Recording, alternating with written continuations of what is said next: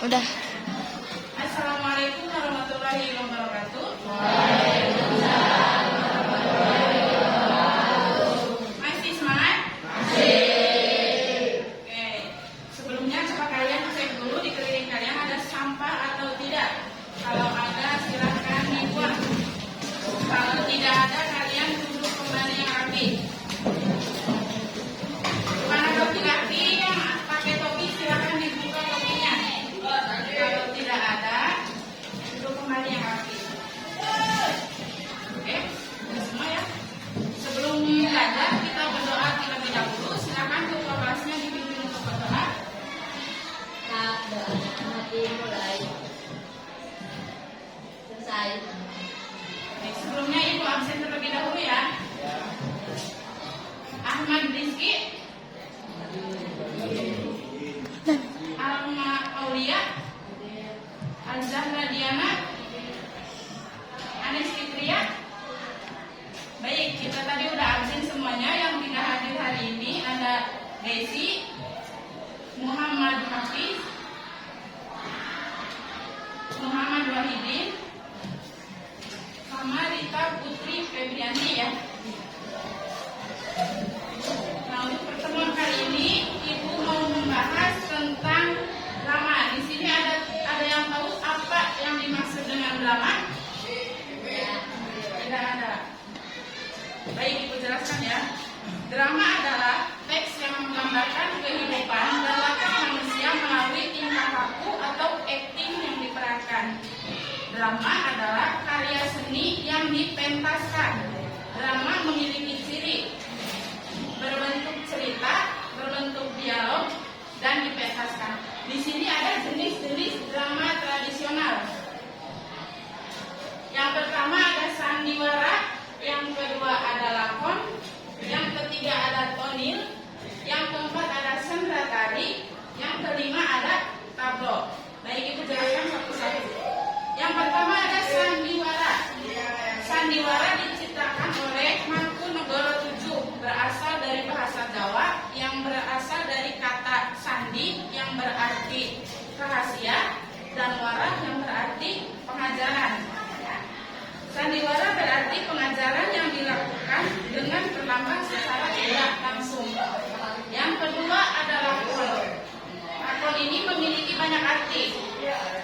Yang pertama, cerita yang dimainkan dalam drama, wayang, dan film.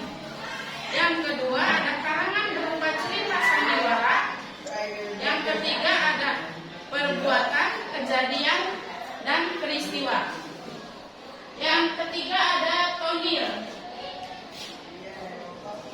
Tonil berasal dari bahasa Belanda, dari kata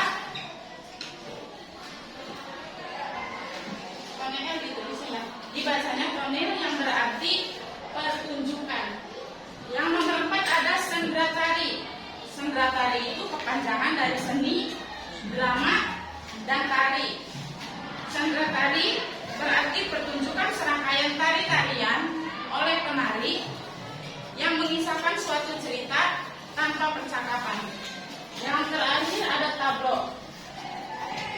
Tablo adalah drama yang menampilkan kisah dan sikap posisi pemain dibantu oleh pencerita tanpa dialog. Nih, prinsip dalam drama. Yang pertama ada tema, yang kedua ada tokoh, yang ketiga latar, yang keempat alur, yang kelima dialog, dan yang terakhir ada konflik. Yang pertama, tema. Tema ialah ide atau pesan utama yang ingin disampaikan oleh penulis melalui cerita.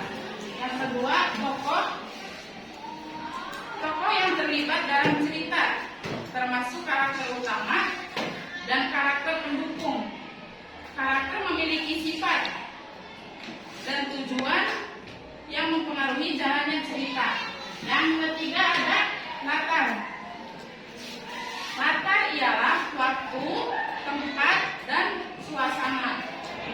Yang keempat ada alur. Alur adalah rangkaian jalannya cerita.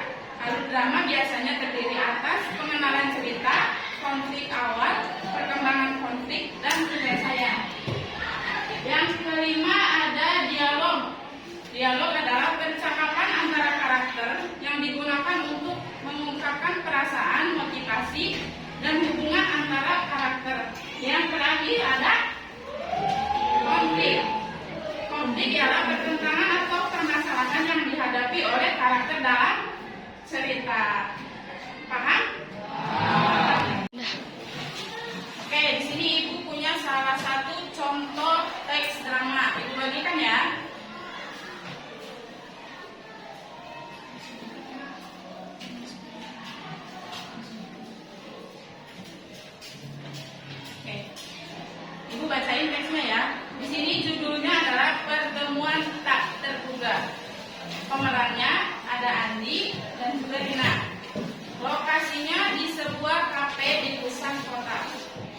Waktunya sore hari.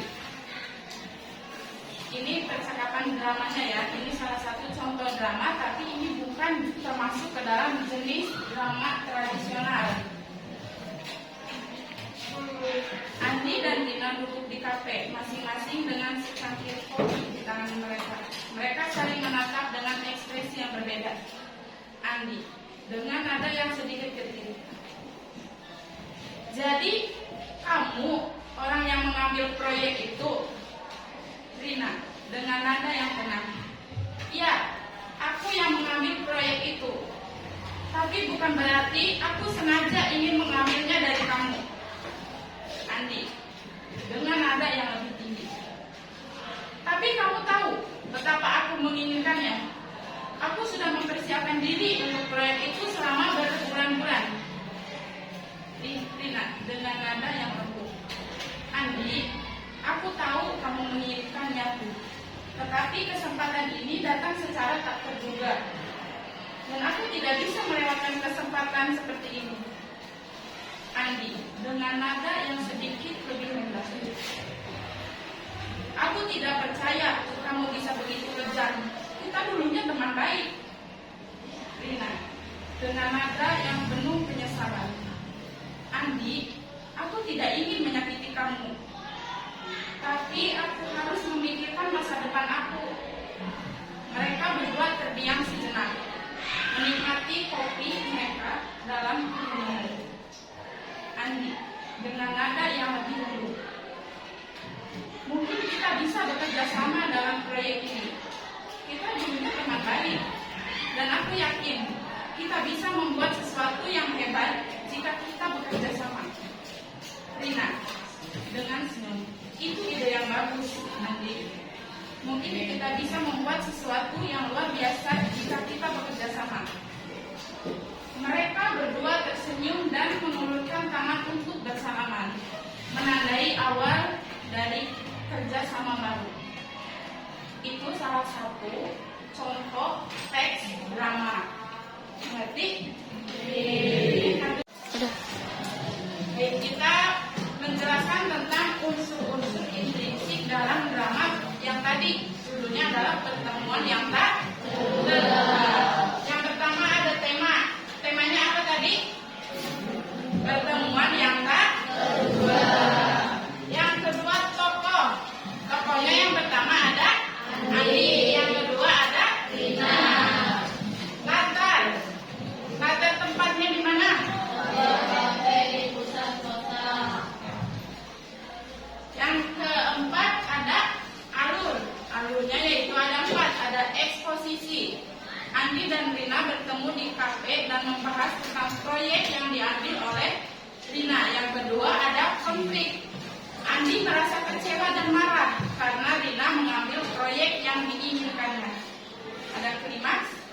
Andi dan Rina mencapai titik baik ketika Andi meminta Rina untuk bekerja sama dalam proyek tersebut. Yang keempat ada resolusi. Andi dan Rina mencapai kesepakatan untuk bekerja sama dan menciptakan sesuatu yang luar biasa. Yang kelima ada dialog. Dialog dalam cerita pertemuan yang tak terduga digunakan untuk mengungkapkan perasaan dan motivasi kedua tokoh. Dialog yang santai dan terbuka memungkinkan kedua tokoh untuk berbicara secara jujur tentang perasaan mereka. Yang keenam ada konflik. Konfliknya apa? Menyebutkan sebuah proyek hingga akhirnya mereka bekerja sama dalam menjalani proyek tersebut. Baik, itu tadi salah satu contoh teks drama dan juga unsur-unsurnya. Udah paham semuanya? Paham apa yang dimaksud dengan drama? Udah paham? Jenis-jenis drama tradisional udah tahu? Unsur-unsur intrinsik dalam drama udah tahu? Jadi drama adalah teks yang menggambarkan kehidupan dan watak manusia melalui akting yang dipentaskan. Drama itu termasuk salah satu karya seni yang dipentaskan. Drama memiliki ciri berbentuk dialog, berbentuk cerita, dan dipentaskan.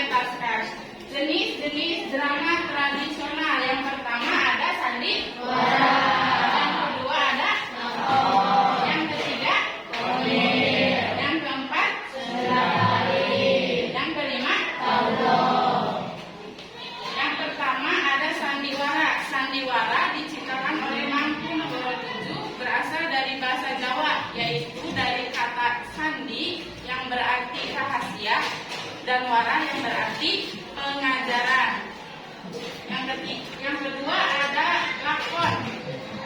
Lakon memiliki banyak arti, yaitu cerita yang ditampilkan dalam bentuk film, wayang, dan juga drama. Karangan berupa cerita sandiwara, perbuatan, kejadian, dan peristiwa. Yang ketiga ada tonil. Tonil itu berasal dari kata tonil. Tonil yang berarti pertunjukan. Yang keempat ada sendratari. Sendratari yaitu singkatan.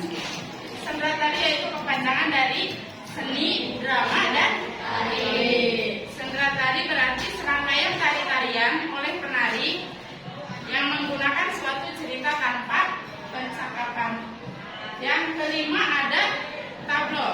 Tablo adalah drama yang menampilkan kisah dan sikap posisi pemain dibantu oleh pencerita tanpa dialog. Unsur intensif dalam drama yang pertama ada tema, yang kedua ada tokoh, yang ketiga ada latar, yang keempat ada alur, yang kelima dialog, dan yang terakhir ada konflik. Oke, paham semua ya? Tema adalah ide atau pesan utama yang ingin disampaikan oleh penulis dalam cerita. Yang kedua ada tokoh. Tokoh yang terlibat dalam cerita termasuk karakter utama dan karakter pendamping. Karakter memiliki sifat, motivasi, dan tujuan yang mempengaruhi jalannya cerita. Yang ketiga ada latar. Latar yaitu waktu, tempat, dan suasana di mana cerita berlangsung. Yang keempat ada alur. Alur adalah rangkaian jalinan cerita.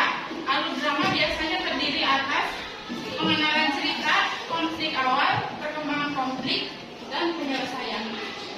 Yang kelima ada dialog. Dialog yaitu percakapan antara karakter yang digunakan untuk mengungkapkan perasaan, motivasi, dan hubungan antara karakter. Yang terakhir ada konflik. Konflik yaitu pertentangan atau masalah yang dihadapi oleh karakter dalam cerita. Jenis-jenis drama tradisional ada 5, unsur-unsur intrinsik dalam drama. Baik, itu aja materi yang dapat Ibu sampaikan. Mudah-mudahan bermanfaat buat kalian semuanya. Sebelum pulang, alangkah baiknya kita berdoa terlebih dahulu, dipimpin oleh ketua kelasnya. Silahkan pimpin berdoa. Saat doa dalam hati mulai. Selesai.